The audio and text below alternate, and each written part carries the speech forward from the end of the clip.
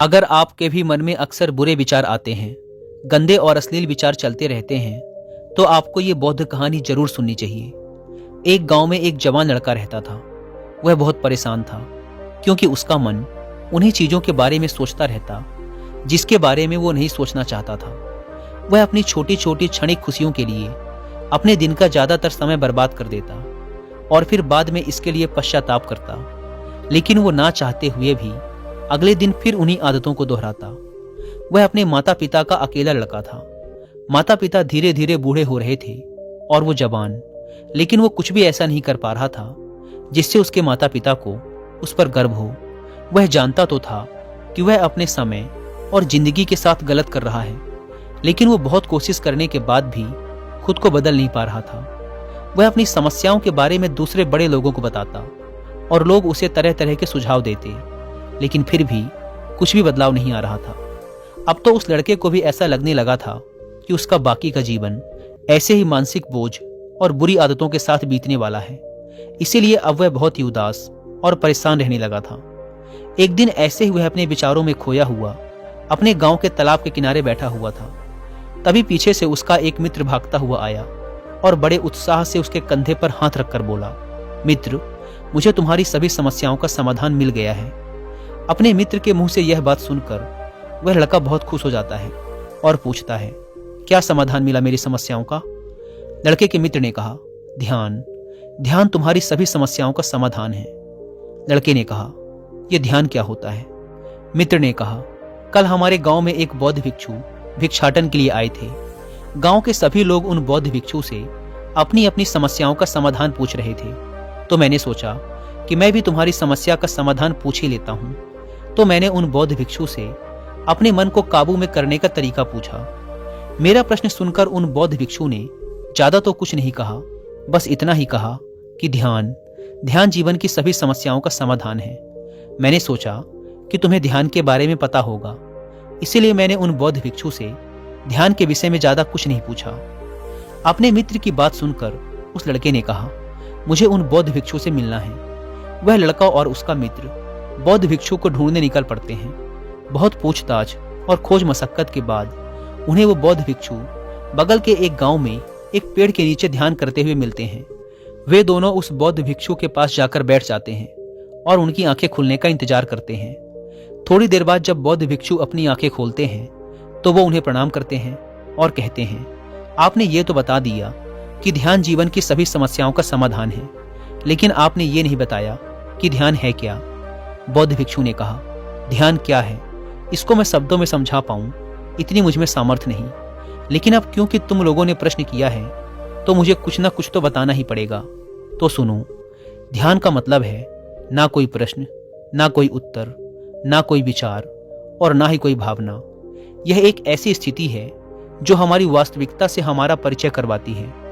इस स्थिति में पहुंचकर व्यक्ति के अंदर कोई भी प्रश्न, कोई भी उलझन शेष नहीं रह जाती, क्योंकि उसके सामने सब कुछ स्पष्ट हो जाता है। उसे इस जीवन की व्यर्थता का पूर्णतः आभास हो जाता है।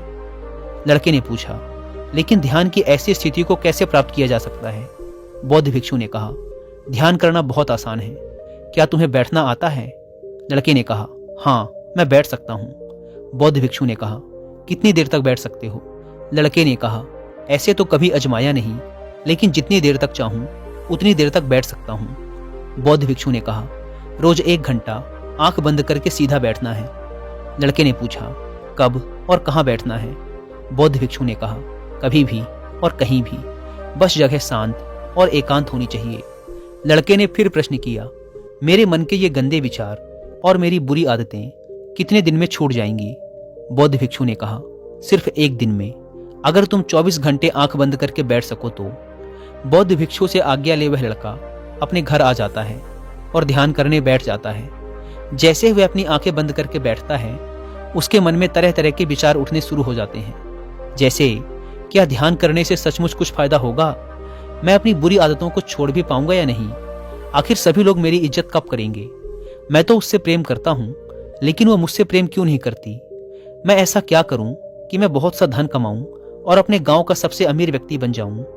इसी तरह के और भी विचार उसके मन में लगातार उठने लगे। फिर उसे ध्यान आया कि भिक्षु ने कहा था ध्यान की अवस्था में कोई विचार, कोई भावनाएं नहीं होती। अब वह अपने विचारों को रोकने का प्रयास करने लगा, लेकिन क्या बहती नदी के पानी को कभी कोई रोक पाया है?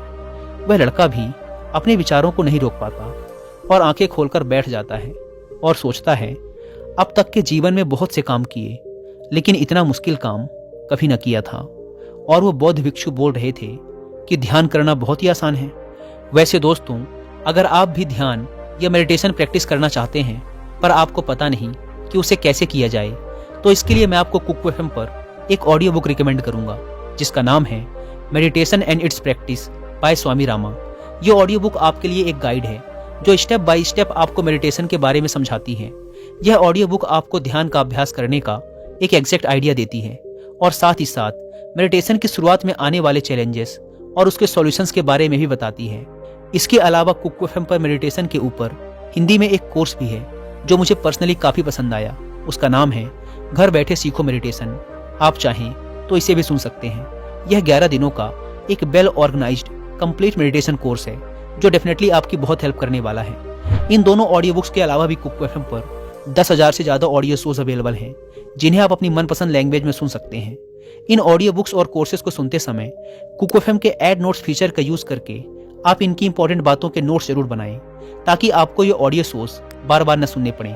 और अगर आप रात में सोते समय इन ऑडियो शोज को सुनते हैं तो इस ऐप के स्लीप टाइमर फीचर का यूज जरूर करें ताकि यदि आप सुनते सुनते सो जाएं तो ये ऑडियो शोज खुद ही बंद हो जाएं। इस प्लेटफॉर्म का मंथली सब्सक्रिप्शन पड़ता है 99 रुपीज का, लेकिन अगर आप यूज करते हैं कूपन कोड WI50 तो आपको इसके फर्स्ट मंथ के सब्सक्रिप्शन पर मिलेगा 50% का डिस्काउंट, यानी ये आपको पड़ेगा 99 की बजाय सिर्फ 49 रुपीज का। ऐप को डाउनलोड करने की link description and first comment पर मिल जाएगी। आइए कहानी पर वापस लौटते हैं। वह लड़का उन बौद्ध भिक्षु से मिलने दोबारा अपने घर से निकल पड़ता है और उनके पास पहुंचकर कहता है, आपने तो कहा था कि ध्यान करना बहुत ही आसान है, लेकिन ये तो मुझे दुनिया का सबसे मुश्किल काम लग रहा है। मेरे बहुत प्रयास करने के बाद भी मेरे मन में विचार उठने बंद ही नहीं हो रहे हैं। बौद्ध भिक्षु ने कहा, लेकिन तुमसे विचारों को रोकने के लिए किसने कहा है?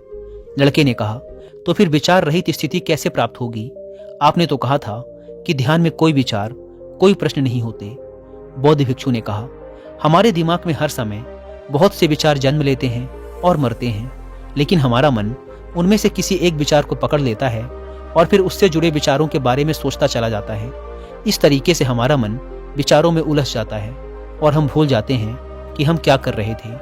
जब तुम ध्यान करने बैठोगे तो तुम्हारे दिमाग में भी बहुत से विचार उठेंगे और खत्म हो जाएंगे, लेकिन तुम्हें किसी भी विचार का चुनाव नहीं करना, बस उन्हें देखना है। तुम्हारे मन में विचार उठेंगे और खत्म हो जाएंगे। धीरे धीरे समय के साथ इन विचारों के उठने की गति कम होती चली जाएगी। बौद्ध भिक्षु के मुंह से ये सारी बातें सुनकर वह लड़का अपने घर वापस आ जाता है और दोबारा ध्यान करने के लिए बैठ जाता है। इस बार वह लड़का बौद्ध भिक्षु के बताए अनुसार अपने मन में उठ रहे विचारों को देखता है। वह कुछ देर तक तो विचारों को साक्षी भाव से देख पाता है, लेकिन फिर उसके मन में ऐसे विचार उठते हैं जिनके बारे में सोचने से वह खुद को रोक नहीं पाता और वह गहरे विचारों में खो जाता है। कुछ देर बाद उसे याद आता है कि वह तो ध्यान कर रहा था। वह दोबारा विचारों को देखने का प्रयास करता है, लेकिन इस बार उसका मन दूसरी चाल चलता है। अब उसके मन में अश्लील विचार उठने लगते हैं। वह लड़का सोचता है कि ध्यान जैसी पवित्र स्थिति में ये अश्लील विचार क्यों उठ रहे हैं। वह अपने मन में उठ रहे अश्लील और गंदे विचारों को रोकने का बहुत प्रयास करता है, लेकिन वो उन्हें रोक नहीं पाता। उसके मन में लगातार बस ऐसे ही विचार उठ रहे थे। बहुत देर तक प्रयास करने के बाद जब वह लड़का परेशान हो जाता है तो वह ध्यान से उठकर सीधा उन बौद्ध भिक्षु के पास पहुंचता है और कहता है, मैं जब भी अपनी आंखें बंद करके ध्यान करने के लिए बैठता हूं तो मेरे मन में सिर्फ अश्लील और गंदे विचार ही आते हैं। बौद्ध भिक्षु ने कहा, कोई भी विचार अच्छा या बुरा नहीं होता, इसीलिए किसी भी विचार को बुरा समझकर उसे जबरदस्ती दबाने का प्रयास मत करो, क्योंकि हमारे द्वारा विचारों का विरोध ही उन्हें और भी शक्तिशाली बनाता है। इसीलिए किसी भी विचार का दमन करने का प्रयास मत करो, क्योंकि इस मन की प्रकृति ही ऐसी है कि हम इसे जिस चीज के बारे में सोचने से रोकते हैं यह उसी चीज के बारे में सबसे ज्यादा सोचता है। इसीलिए तुम्हारा विचारों को रोकने का प्रयास व्यर्थ है, और जिन विचारों को तुम गंदे व अश्लील विचार कह रहे हो वो विचार भी तुम्हारे जीवन का एक हिस्सा है। इंसानी जीवन को आगे बढ़ाने के लिए इन विचारों का उठना भी जरूरी है। एक बात हमेशा याद रखना कि जीवन में हम जिस भी चीज को अस्वीकार करते हैं हमारा मन उसी चीज में सबसे ज्यादा रस लेने लगता है। इसीलिए जीवन की किसी भी सच्चाई को नजरअंदाज करने का प्रयास मत करो। हर चीज को स्वीकारो, तभी तुम उससे मुक्त हो पाओगे। लेकिन इसका मतलब यह नहीं कि तुम हर समय काम वासना के विचारों में ही डूबे रहो। तुम्हें यह समझना होगा कि काम वासना हमारे जीवन का एक छोटा सा हिस्सा मात्र है, पूरा जीवन नहीं। तो जीवन के इस पहलू को भी स्वीकारो और आगे बढ़ो, क्योंकि इस जीवन में इसके आगे भी बहुत कुछ जानने के लिए है। लड़के ने कहा, लेकिन हमारा मन हमारे साथ इतनी चालें क्यों चलता है? क्या हमारा मन ही हमारा शत्रु है? भिक्षु ने कहा, नहीं, मन हमारा शत्रु नहीं है। यह तो बस उन्हीं चीजों को अनुभव करना चाहता है जिसमें इसे आराम मिले, आनंद आए। इसीलिए जब हम कोई ऐसा काम करते हैं जिसमें शुरू में ही मन को आनंद नहीं मिलता, तो हमारा मन उस काम का विरोध करता है। बौद्ध भिक्षु ने आगे कहा, अगर तुम अपने मन से बुरे विचारों को खत्म करना चाहते हो तो अपनी आदतों को बदलो। आदतों को तुम केवल तभी बदल सकते हो जब तुम्हारा मन तुम्हारे काबू में होगा, और तुम्हारा मन तुम्हारे काबू में तभी आएगा जब तुम खुद को जानोगे, जब तुम स्वयं का अनुभव करोगे, जब तुम ध्यान का अनुभव करोगे। इतना कहकर बौद्ध भिक्षु खड़े हो गए और एक हल्की सी मुस्कान के साथ उस लड़के के सर पे अपना हाथ रख दिया। इसके बाद उन्होंने अपना भिक्षा पात्र उठाया और वहां से चले गए। वह लड़का उन बौद्ध भिक्षु को जाता हुआ देखता रहा, लेकिन अब वह बहुत खुश था, क्योंकि उसे अपनी समस्याओं का समाधान मिल चुका था ध्यान के रूप में। वह समझ गया था कि उसे हर रोज ध्यान के लिए बैठना है और उसे अपने आते जाते विचारों को देखना है, लेकिन किसी भी विचार को पकड़ना नहीं है। समय के साथ वो विचार खुद ही गायब होते चले जाएंगे। साथ ही वो ये भी समझ गया था कि कोई भी विचार अच्छा या बुरा नहीं होता, विचार सिर्फ एक विचार होता है। इसीलिए विचारों का विरोध करना भी व्यर्थ है। दोस्तों, मुझे उम्मीद है कि आपको इस वीडियो से बहुत कुछ सीखने को मिला होगा। और जाने से पहले एक बार फिर याद दिला दूं कि कुकू एफएम पर meditation and its practice by Swami Rama audio book को और मेडिटेशन पर हिंदी में कोर्स जिसका नाम है घर बैठे सीखो मेडिटेशन को सुनना ना भूलें। और मंथली सब्सक्रिप्शन पर 50% डिस्काउंट के लिए आप WI50 कूपन कोड का इस्तेमाल जरूर करें। धन्यवाद।